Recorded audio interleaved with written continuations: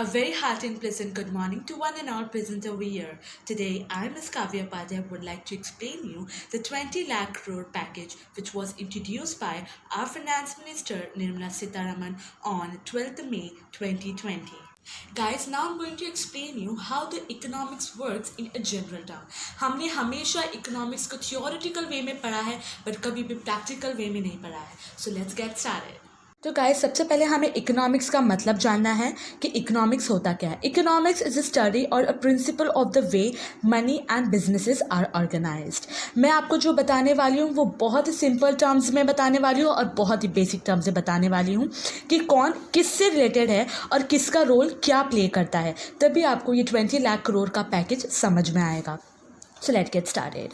सबसे पहले हमें 2 इकोनॉमिक पॉलिसीज़ के बारे में पढ़ना है. जो फिस्कल पॉलिसी है जो गवर्नमेंट के थ्रू आती है, मॉनेटरी पॉलिसी है जो रिजर्व बैंक के थ्रू आती है. फिस्कल पॉलिसी जो गवर्नमेंट के थ्रू आती है उसमें आपके टैक्सेस होते हैं यानी कि स्पेंडिंग्स होती है. जैसे गवर्नमेंट रिलीज़ करती है welfare schemes, relief packages, stimulus packages, economics packages, relief packages यानी कि राहत पैकेज, इकोनॉमिक्स यानी कि अर्थव्यवस्था पैकेज और स्टिमुलस पैकेज यानी कि प्रोत्साहन पैकेज. तो आज जो हम पढ़ने वाले हैं वो कुछ इसी तरह के तीनों पैकेज के मिक्सचर्स हैं. फिर defence, pensions, salaries, interest payments, food subsidies, health and etcetera fiscal policies में आती है. और मॉनेटरी पॉलिसीज़ में आती है आपकी CRR, SLR. CRR क्या होता है guys? CRR cash reserve ratio. Cash reserve ratio यानी कि जो RBI अपने पास पैसा इकट्ठा करके रखती है उसे हम बोलते हैं. SLR यानी कि स्टैट्यूटरी लिक्विडिटी रेशियो, जो गवर्नमेंट बॉन्ड्स, सिक्योरिटीज़ ये सब होती है. Interest rate, as you know that. Repo rate होता है जहाँ पे RBI कमर्शियल बैंक्स या बहुत सारे बैंक्स को लोन्स देती है अपने थ्रू. और हमारे करंट रेपो रेट है 4.40%. और रिवर्स रेपो रेट मतलब इसका ऑपोजिट, जो बैंक्स, कमर्शियल बैंक्स RBI को लोन्स देती है. Open market operation is nothing but it's related to your shares market. यानी कि मॉनेटरी पॉलिसी में आपका buying and selling of government securities आता है. And also RBI also controls the flow of money and inflations. Lockdown, we the people faces many financial crisis, jobs and saving crisis. तो मैं आपको loss jobs और consumptions के बीच में difference बताऊंगी और वो कैसे इंटर रिलेटेड है एक दूसरे से वो भी आपको बताऊंगी. So, consumptions, the growth and the development of economy totally depends upon the consumption. Consumption मतलब आप जो प्रोडक्ट, आप जो कुछ भी चीज़ है जो आप उसे कंज्यूम कर रहे हैं, वो चाहे प्रोडक्ट हो, वो चाहे फूड से रिलेटेड हो, वो चाहे एजुकेशन से रिलेटेड हो, चाहे वो इंफ्रास्ट्रक्चर से रिलेटेड हो. आप हर एक चीज़ का कंज्यूम करते हो. आप जैसे आप इलेक्ट्रिसिटी कंज्यूम करते हो, आप एजुकेशन कंज्यूम कर रहे हो यूनिवर्सिटीज़ में जाके, इसके लिए. तो कैसे ये कंजम्पशन आपके लिए इम्पॉर्टेंट है. So consumption is the beginning of all the human activities and economics activities. तो वैसे ही मैं आपको इसके रेफरेंस के थ्रू एक एग्जाम्पल दूंगी. फर्स्ट है एग्जाम्पल है loss of saving, jobs, income and consumptions. कैसे ये एक दूसरे से इंटर रिलेटेड है. अगर आप ज़्यादा कंज्यूम करोगे आपका डिमांड बढ़ेगा. डिमांड अगर इंक्रीज़ होगा आपका प्रोडक्शन इंक्रीज़ होगा. So automatically if consumption will increase your demand will increase and if your demand will increase तो प्रोडक्शन लेवल भी इंक्रीज़ होगा and automatically it will give a boost to produce goods and services. और उससे क्या होगा? Less unemployment होगा और more jobs होगा. सो ये कॉन्सेप्ट आपको क्लियर हुआ. अब हम जाते हैं. दैट्स वाई कंजम्पशंस को फर्स्ट प्रियोरिटी दी गई है in economics and human activities. अब मैं आपको बताऊंगी इकोनॉमिक सोसाइटीज़ जो 4 पार्ट में डिवाइडेड है. फर्स्ट है higher income group, second middle income group, third low income group and fourth economically weaker sections. अब मैं आपको बताऊंगी कि ये 4 पार्ट कैसे 2 हिस्सों में डिवाइड हुआ है जिसे हम फॉर्मल सेक्टर और इनफॉर्मल सेक्टर्स बोलते हैं. Now during in this lockdown higher income group और मिडिल इनकम ग्रुप अपने सेविंग्स पे सर्वाइव कर रहे हैं और लोअर इनकम ग्रुप और economically weaker sections government welfare पे, कोई अपने सेविंग्स पे भी सर्वाइव कर रहा है. सो बेसिकली इनफॉर्मल सेक्टर्स जो है, जो लोअर इनकम ग्रुप और इकोनॉमिकल वीकर सेक्शन ग्रुप में आते हैं, वो नॉन मॉनिटर्ड वर्कर्स होते हैं, लाइक स्ट्रीट वेंडर्स वर्कर्स होते हैं, या फिर आप सफाई कर्मचारियों को ले लें या फिर किसी को भी ले लें एंड एक्सेट्रास. एग्रीकल्चर सेक्टर्स भी है और ये नॉन टैक्सेबल होते हैं और ये 90% ऑफ इंडियन इकोनॉमी को होल्ड करते हैं and basically 90% of Indian economy holds the informal sectors and they are major affected during this lockdown. अब मैं आपको बताऊंगी कि फॉर्मल सेक्टर और इनफॉर्मल सेक्टर का होता क्या है। अब आपने 20 लाख करोड़ में MSME, NBFC ये सब बहुत सुना होगा, उसके बारे में आपको बताऊंगी। MSME सेक्टर्स फॉर्मल सेक्टर्स में आता है। MSME यानी कि micro small medium enterprises sectors, जिसमें आपके वेरियस इंडस्ट्रीज आते हैं, वेरियस फैक्ट्रीज आते हैं, वेरियस गालाज आते हैं। लार्ज स्केल इंडस्ट्रीज टाटा हो गए, रिलायंस हो गए, Mahindra and etcetera. Cottage industries both parts यानी कि फॉर्मल इनफॉर्मल पार्ट में भी वो लोग आते हैं और MSME और लार्ज स्केल में भी आते हैं। कौन से? Cottage industries. And they are the part of higher income group and middle income group. जैसे मैंने आपको बताया, फॉर्मल सेक्टर्स हायर और मिडिल इनकम ग्रुप दोनों लोग इसमें बहुत ज़्यादा इंपॉर्टेंट रोल प्ले करते हैं। And there are many workers and business which is not monitored by the government in formal sector also. And if you see the informal sectors, यहाँ पे cottage industries आती है as I told you before, और इसमें hawkers, marketers, vendors, labourers, shops, small shops, medicals, किराने की दुकान and etcetera ये सब आते हैं। And as I told you before, it holds 90% of Indian economy. और इसमें दो पार्ट आते हैं, दो सोसाइटी आते हैं, एक लोअर इनकम ग्रुप और एक इकोनॉमिकल वीकर सेक्शंस। हमारा फिफ्थ पार्ट यानी कि RBI, reserve bank of India. As you know guys, Reserve Bank of India is the apex bank of the country and it regulates all the banks, it provides loans and etc. and it issued currency and notes too. हमारे यहाँ पे दो sectors होते हैं, एक public sectors और एक private sectors banks.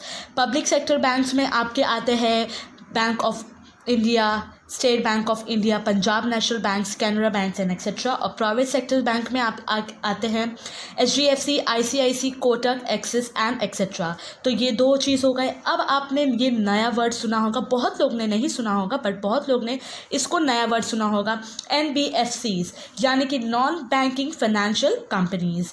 तो जैसे नॉन बैंकिंग फाइनेंशियल कंपनीज में आती है Muthoot finance, Tata, Bajaj finance and etcetera. अब इस दोनों में डिफरेंस क्या है? दोनों लोग लोन देती है बट डिपॉजिट सिर्फ और सिर्फ बैंक एक्सेप्ट करती है। बट अगर हम कंपेयर करें, if we compare RBI, not if we compare banks and if we compare this non banking financial companies, तो वो higher rate of interest charge करती है कंपेयर टू बैंक्स। ठीक है। Whereas public and private sectors grant loans and accept deposits in bank. Public sectors और private sectors में वो loan और एक्सेप्ट डिपॉजिट करती है, but in NBFC it's only provide loan but does not accept deposits. बताऊँगी कि कौन से पार्ट में कौन सा पैकेज इंक्लूडेड है। तो ओवरऑल स्टिमुलस पैकेज या फिर इकोनॉमिक या रिलीफ पैकेज हम इसे बोल सकते हैं। तो सबसे पहले पार्ट 1 में 5,94,500 करोड़ का पैकेज है, यानी कि जो 13 मई को इंट्रोड्यूस हुआ था। निर्मला सीतारामन जी ने, जो हमारी फाइनेंस मिनिस्टर है, उन्होंने ये इंट्रोड्यूस किया था पैकेज। जो फर्स्ट पैकेज है पार्ट 1 में, उसमें MSME सेक्टर्स आते हैं और NBFC सेक्टर्स आते हैं, और उसमें क्या है मैं आपको बताऊंगी और कितना किसको दिया है मैं वो भी बताऊंगी। पार्ट 2 में 3,10,000 करोड़ का पैकेज है, जिसमें 14 मई को इंट्रोड्यूस किया गया, और उसमें आते हैं माइग्रेंट वर्कर्स को क्या दिया गया है, 1 रेशन कार्ड का जो इम्प्लीमेंटेशन अभी करेंगे वो स्ट्रीट वेंडर्स के बारे में बताया गया है। पार्ट 3 में 1,50,000 करोड़ का पैकेज दिया गया है, जो 15 मई को ऐलान हुआ था। पार्ट 3 में एनिमल हस्बेंड्री, बीहेव, हर्बल कल्टिवेशंस, ये सब चीज़ के बारे में बताया है। अब पार्ट 4 में और 5th में 8,100 और 40,000 यानी कि मिला के 48,100 करोड़, यानी कि जो 16 में और 17 में को इंट्रोड्यूस हुआ था, उसमें पावर डिस्ट्रीब्यूशन कंपनीज को कितना लोन ग्रांट किया है, प्राइवेटाइजेशन किया है स्पेस सेक्टर्स, कोल सेक्टर और डिफेंस सेक्टर को, और मनरेगा के बारे में बताया है। और लास्ट में हमारा सेक्टर्स आता है RBI, यानी कि हमारा मॉनेटरी पॉलिसी, इसके बारे में भी आपको बताऊंगी, और RBI ने कितना हमें क्या दिया है वो सब मैं बताऊंगी। सो गाइज, इसमें in every part there are also subordinate stimulus packages और you can say economic packages, जो मैं आपको पूरा अगर बताने बैठूंगी तो इट विल बी लाइक बहुत बड़ा वीडियो बन जाएगा, क्योंकि जब हमारी फाइनेंस मिनिस्टर को ही 5 दिन लग गया तो फिर मुझे कितना लगेगा। So guys, keep this apart, तो मैं आपको जो इम्पोर्टेंट है मैं वो आपको एक्सप्लेन करने वाली हूँ in the next video. Year 2020 20 lakh crore का ऐलान किया गया था हमारे प्रधानमंत्री मोदी जी ने, वो भी 20 मिनट के लिए। अब मैं आपको बताती हूँ कि कैसे 20 लाख करोड़ बाइफरकेट किया गया है, अलग अलग सेक्टर को लोन दिया गया है। सबसे पहले 20 लाख करोड़ में से 8 लाख करोड़ आरबीआई ने दिया है, जो कि एक रिजर्व है। जब भी पैकेज निकलता है तो फिस्कल पैकेज ही कंसीडर किया जाता है, बट हमारे भारत सरकार ने monetary package plus fiscal package दोनों को कंबाइन करके 20 लाख करोड़ का ऐलान किया है। जबकि यूएस ने $2.3 ट्रिलियन का पैकेज इंट्रोड्यूस किया है, वो भी फिस्कल पैकेज है, और जर्मनी ने 190 करोड़ का फिस्कल पैकेज इंट्रोड्यूस किया गया है। अब मैं आपको बताती हूँ कि 8 लाख करोड़ क्या है। 8 लाख करोड़ है रिजर्व बैंक ऑफ इंडिया का जो रिजर्व है, जो एक्स्ट्रा पैसा है वो है, उसे वो पहले लिक्विडिटी करेंगे। लिक्विडिटी यानी कि जो कुछ हम एसेट उसको हम कैश में कन्वर्ट करते हैं, हम उसे लिक्विडिटी कहते हैं। सबसे पहले आरबीआई वो पैसा को लिक्विड करेगी, फिर उसके बाद वो बैंक को देगी, बैंक इंस्टीट्यूशंस को देगी, पीपल को देगी, फिर वो इकोनॉमी में जाएगा, वो भी प्रॉफिट के तौर पे। अब मैं आपको बताती हूँ कि 8 लाख करोड़ को छोड़ के जो 2 लाख करोड़ यानी कि 12 लाख करोड़ जो बचा है, उसमें से 2 लाख करोड़ आपके ओल्ड स्कीम है, यानी कि PMSSY की ओल्ड स्कीम है यहाँ पे, जो उसमें पैकेज में इंट्रोड्यूस किया गया है। अब जो बचे हैं 10 लाख, उसका मैं आपको इंट्रोडक्शन देती हूँ। सबसे पहले 3 लाख करोड़ MSME को दिया गया है, यानी कि माइक्रो स्मॉल मीडियम एंटरप्राइजेस को दिया गया है। दिया गया नहीं है, ये एक लोन है गाइस, और मे बी ये लोन से फ़ायदा हो इंडस्ट्रीज़ को, और मे बी बहुत हमारे इकोनॉमिक पे एक अच्छा खासा जोर पड़े, लेट्स होप। और ये कोलैटरल फ्री है, यानी कि इसमें आपको कोई भी आपका असेट नहीं देना पड़ेगा, गारंटी नहीं देना पड़ेगा। हाँ, इंटरेस्ट रेट कम होगी, और जो भी अगर XYZ पर्सन केपेबल नहीं होता है लोन को भरने के लिए, तो गवर्नमेंट गारंटी लेगी उसकी, और वो loss as per you know that government अपना एक पेनी नहीं देती है, वो ऑल द पब्लिक में डिस्ट्रीब्यूट हो जाएगा। अब हम बात करते हैं पावर डिस्ट्रीब्यूशन कंपनीज की। तो पावर डिस्ट्रीब्यूशन कंपनीज को 90,000 करोड़ दिया गया है, वो भी लोन ही है गाइस। सबसे पहले मैं आपको समझाती हूँ कि 90,000 करोड़ को कैसे दिया गया है। लॉकडाउन है, इलेक्ट्रिसिटी कंजम्पशन बहुत ज़्यादा डिक्रीज हो गई है, तो हमारे इलेक्ट्रिसिटी कंजम्पशन 2 चीज़ में यूज़ होती है। सबसे पहले commercial and second one domestic use में। डोमेस्टिक यूज़ में यानी कि हम जो घर बार में, अब लॉकडाउन है तो सब घर में रह रहे हैं, इसकी वजह से जो डोमेस्टिक यूज़ है इलेक्ट्रिसिटी कंजम्पशन का, वो हाई हो गया है, और जो कमर्शियल यानी कि फैक्ट्रीज़ है, गालाज है, वो बहुत ज़्यादा लो हो गया है। इसके लिए पावर डिस्ट्रीब्यूशन कंपनीज को एक ह्यूज लॉस हो रहा है, क्योंकि guys as per you know that electricity is generated continuously, it is not stored anywhere in any of the machines. इसके लिए पावर जनरेशन को, आपको पावर तो जनरेट होगी, आप उसे एक जगह स्टोर करके तो रखोगे नहीं। इसके लिए पावर डिस्ट्रीब्यूशन को कंपनी को लॉस हो रहा है, क्योंकि डोमेस्टिक यूज़ भले ही हाई है बट उसकी कॉस्ट बहुत चीप है, उसकी कॉस्ट लेस है। So guys, here the government is not spending a single penny anything. The loan is provided to the power distribution company to generate powers, or basically the cost will be governed by the electricity prices when the economic starts and its commercial falls directly to the consumer in future. यानी कि हमारे ऊपर ही वो भार आने वाला है आगे जाके कंज्यूमर पे, नॉर्मल पीपल पे, मिडिल क्लास फैमिलीज पे। अब बारी आती है कि फार्मर्स को क्या दिया गया है। तो फार्मर को 2 लाख करोड़ का कंसेशनल क्रेडिट दिया गया है। तो basically this is also a loan which is provided by government to our Indian farmers.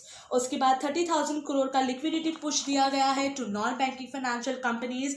उसमें हाउसिंग फाइनेंशियल कंपनीज भी आती है और माइक्रो फाइनेंशियल इंस्टीट्यूशंस भी आते हैं। अब आप सोच रहे हो कि 30,000 करोड़ का इन्हें लिक्विडिटी पुश कैसे दिया गया है, so how it get the cash. तो bank will have to invest, सबसे पहले बैंक को इन्वेस्ट करना पड़ेगा इन प्राइमरी मार्केट और secondary market. The bank will become the investors in so and so company, they will buy the shares and then in secondary market they will sell the shares to the through the stock exchange, और उसके बाद ये transaction money late के लिए काम करेगा। And this transaction will help to give loan to NBFC, HFC and MFI, your microfinance institution. अब बारी आती है स्ट्रीट वेंडर्स को क्या मिलेगा। तो स्ट्रीट वेंडर्स को 5,000 करोड़ का स्पेशल क्रेडिट फैसिलिटी दिया जा रहा है गाइस, ये भी एक लोन ही है। तो अब हम देखते हैं कि माइग्रेंट वर्कर को क्या मिल रहा है। तो माइग्रेंट वर्कर को 2 मंथ्स के लिए फूड ग्रेन मिल रहा है, फ्री फूड ग्रेन मिल रहा है, जिसमें 3,500 करोड़ गवर्नमेंट 20 लाख करोड़ में इंक्लूडेड उन्हें दे रही है। और गवर्नमेंट का ये भी कहना है कि 8 लाख लोगों को इससे बेनिफिट होगा गवर्नमेंट के थ्रू से, और वो भी विदाउट राशन कार्ड। अब इसमें यह भी एक बहुत अच्छी बात है कि 1 नेशन 1 रेशन कार्ड का इम्प्लीमेंट किया जाएगा बाय May 31, 2021। तो अब हम देखते हैं कि मनरेगा को क्या मिल रहा है। So basically MNREGA is Mahatma Gandhi national rural employment guarantee act, जहाँ पे रूरल सेक्टर्स पे फोकस किया गया है, जहाँ पे इंडियंस लेबर्स, सफाई के कर्मचारी होते हैं जो बहुत ही बेसिक लेवल में काम करते हैं, उनके लिए क्या यह है। तो उनके लिए 40,000 करोड़ का क्रेडिटरी पैकेज उनको भी दिया गया है, और जो भी वर्कर्स, माइग्रेंट वर्कर्स जो गांव वापस लौट रहे हैं, उनको भी एम्प्लॉयमेंट प्रोवाइड की जाएगी, सरकार का ये कहना है।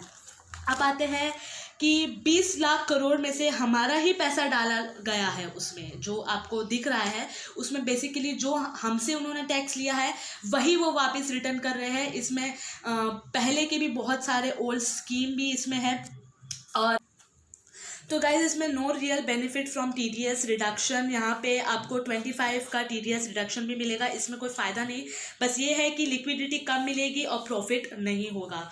और government reduces EPF 12% to 10% for next month. मैं आपको इसका एक एग्जाम्पल देती हूँ।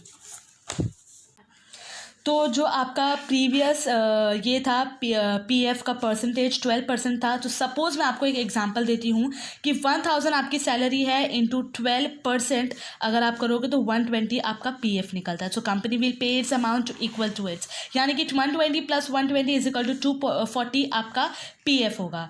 सो गाइज यहाँ पे भी government is not spending a single rupees in you, ये बस। तो प्रीवियस आपका 12% था और अब आपको 10% दिया जा रहा है, तो बेसिकली ज़्यादा फ़र्क नहीं है।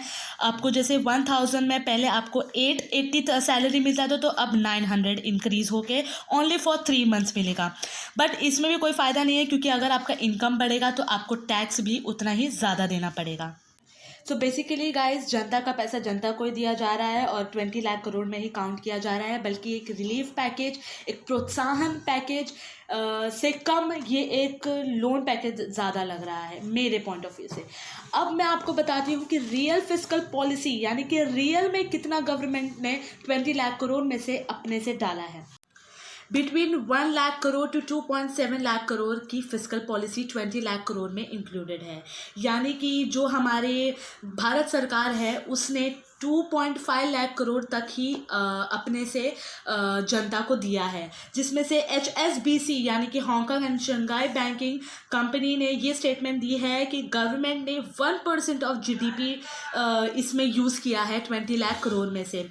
जो गवर्नमेंट बोल रही है कि ये जो 20 लाख करोड़ है उसमें 10% ऑफ GDP इंक्लूड है, बट HSBC के अनुसार only 1% of your GDP is included in 20 lakh crore package. और मैं आपको बताऊंगी कि इसमें से एक्चुअली में किसको कितना है। तो सबसे पहले जो टैक्सेस से हमें फिस्कल पॉलिसी से जो पैसा मिला है वो कुल मिलाकर 1.5 लाख करोड़ हमें दिया है, और फाइनेंशियल पैकेजेस में से हमें 11.5 लाख करोड़ दिया गया है, जो कि लोन ही है एक तरफ से। और मॉनेटरी पैकेज में से हमें 8 लाख करोड़ दिया गया है RBI की तरफ से। तो गाइस, मेरी तरफ से ये एक स्टिमुलस पैकेज कम और एक लोन पैकेज ज़्यादा लग रहा है, क्योंकि हमारा जो बेस है, हमारा जो बैक सपोर्ट, हमारा जो बैकबोन है, हमारे फार्मर्स, हमारे मजदूर, उनके लिए क्या है इसमें मुझे नहीं दिखा। क्योंकि आपको क्या लगता है कि स्ट्रीट वेंडर्स सच में जाके लोन लेंगे और अपना धंधा आगे बढ़ाएंगे? जो हमारे फार्मर्स हैं, जो हमारे मजदूर हैं, क्या उनको ये सब चीज़ से फ़ायदा होगा? अब ये तो आने वाला दिन ही बताएगा। So guys, let's hope for the best. हमें हमारे प्राइम मिनिस्टर को सपोर्ट करना चाहिए, उनके स्टाफ, उनके मिनिस्ट्रीज़ को, जितने भी हैं सबको सपोर्ट करना चाहिए ये सब चीज़ में, because this is a corona time and we have to support each other. Now guys, I am going to show you the difference between the high level group and middle level group और lower level group और economical weaker section group जिसमें farmer, मजदूर, ये सब आते हैं, मैं आपको उनके बीच में डिफरेंस बताऊंगी. Let's have a look on this video.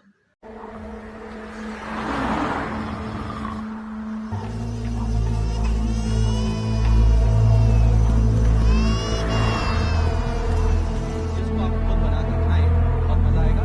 देखिए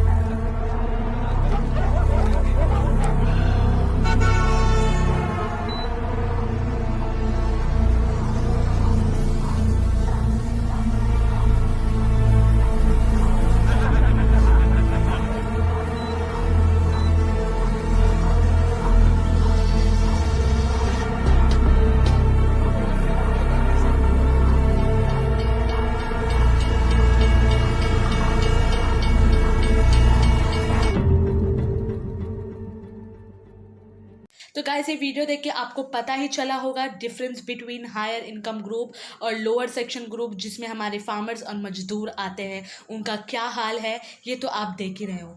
क्या आप मुझे बता सकते हैं कि 20 लाख करोड़ का फ़ायदा हमारे मजदूर, हमारे फार्मर्स, हमारे लोअर सेक्शन ग्रुप, हमारे मिडिल क्लास फैमिलीज़ को मिलेगा? क्योंकि मेरे जितने भी कॉन्टैक्ट्स हैं, मैंने सबसे बात की, सबसे उनकी ओपिनियन ली, उन्हें तो इस चीज़ का कोई फ़ायदा नहीं मिला. मे भी आपको मिले. तो प्लीज़ शेयर योर एक्सपीरियंस और प्लीज़ मुझे आप भी अपना सब बताइए कि किस किस को क्या फ़ायदा मिल रहा है. This is my point of view. और मे बी अगर मैं कुछ कहीं गलत हूँ so I am really sorry, और मैंने अगर कुछ गलत बोला हो so I am really sorry for that. और मैं आपको बताना चाहती हूँ कि जो आत्मनिर्भर बनने का जो प्लान है, लोकल से वोकल, वो कितना होगा इम्प्लीमेंट आगे जाके, वो तो वक्त ही बताएगा. और सबसे इम्पॉर्टेंट बात है, जिन्होंने ये बात बोली है, क्या वो लोकल से वोकल हो पाएंगे? जो इतने सारे ब्रांडेड प्रोडक्ट्स, इतने सारे ब्रांडेड कार्स, 100 लाख की कार, करोड़ों की तुम्हारी सूट, करोड़ों की तुम्हारे जूते, करोड़ों की तुम्हारी घड़ी, क्या आप उससे लोकल से वोकल बना पाएंगे? क्या आप मर्सिडीज छोड़कर लोकल ट्रेन में सफ़र कर पाएंगे? क्या आप एक बाहर देश की कार की कंपनी छोड़कर एक नॉर्मल लाइफ जी पाएंगे? ये तो वक्त ही बताएगा. गाइज ये मुसीबत में, कोरोना टाइम में हमें हमारे प्रधानमंत्री मोदी जी का साथ देना होगा और लोकल से वोकल भी बनना पड़ेगा. क्योंकि हमने ये देखा है कि अक्सर लोअर सेक्शन ग्रुप, जो मिडिल क्लास फैमिलीज़ है, जो मजदूर है, जो फार्मर्स है, वो शायद से लोकल से वोकल आत्मनिर्भर ही हैं. क्या ये बड़े बड़े नेताएं, बड़े बड़े सेलिब्रिटीज़ क्या लोकल से वोकल हो पाएंगे, आत्मनिर्भर हो पाएंगे? ये तो वक्त ही बताएगा. और जाते जाते मैं अपना एक पर्सनल ओपिनियन आपसे शेयर करना चाहती हूँ. मीडिया, सबसे पहले मैं आपको बता दूं कि मीडिया का रोल क्या होता है, उनका बेसिक प्रिंसिपल क्या होता है. जनता की आवाज़ बनना, ना कि सरकार की आवाज़ बनना. आपने ऐसे बहुत सारे न्यूज़ चैनल्स देखे होंगे जहाँ पे एजुकेशन को छोड़ के, इंफ्रास्ट्रक्चर को छोड़ के, डेवलपमेंट को छोड़ के, वेपन्स को छोड़ के, हमारे इंडिया कितना डेवलप्ड हुई है, कितनी उसकी इकोनॉमिक्स है, क्या है, कुछ है, वो सब छोड़कर एजुकेशन के बारे में, मेडिकल के बारे में, हेल्थ के बारे में, ये सब छोड़कर आपको सिर्फ एक ही टॉपिक मिलेगा, वो हिंदू मुस्लिम के बीच में कैसे कम्युनल डिसहार्मनी फैलाए और पाकिस्तान को कैसे हम हराएं. आप मुझे बताइए, इंडिया, भारत एक ऐसा देश है जो अपने कम्युनल हार्मनी के लिए फेमस है, हमारे रिलीजियस के लिए, फूड्स के लिए, क्लोथ्स के लिए, ट्रेडिशंस के लिए, कल्चर के लिए फेमस है. पर कुछ लोग हैं जो कम्युनल डिसहार्मनी फैलाना चाह रहे हैं. So guys, it's a humble request कि कम्युनल डिसहार्मनी को बंद करके आप मेन फोकस करिए, क्योंकि हम यूथ उनके ही साथ हैं जो हमारे इंडिया को आगे बढ़ाएगा, चाहे वो प्रधानमंत्री मोदी जी हों, चाहे वो कोई और पॉलिटिकल पार्टी हो. बट इस टाइम पे हमें हमारे प्रधानमंत्री पे पूरा भरोसा करना पड़ेगा. और गाइज, मैं अप्रिशिएट करना चाहती हूँ हमारे डॉक्टर्स को, हमारे नर्सेस को, हमारे पुलिस ऑफिसर्स को, हमारे सफाई कर्मचारियों को, जिन्होंने ये कोरोना टाइम में हमारा साथ नहीं छोड़ा है. और उन्हें दिल से सैल्यूट करना चाहती हूँ, क्योंकि वही हमारे इंडियन इकोनॉमी को बढ़ाने के लिए और इंडियन इकोनॉमी की रक्षा करने के लिए वही लोग हैं जिन्होंने हमारा साथ नहीं छोड़ा है. और hands off to you guys. Thank you so much for watching this video. जय हिंद, जय महाराष्ट्र.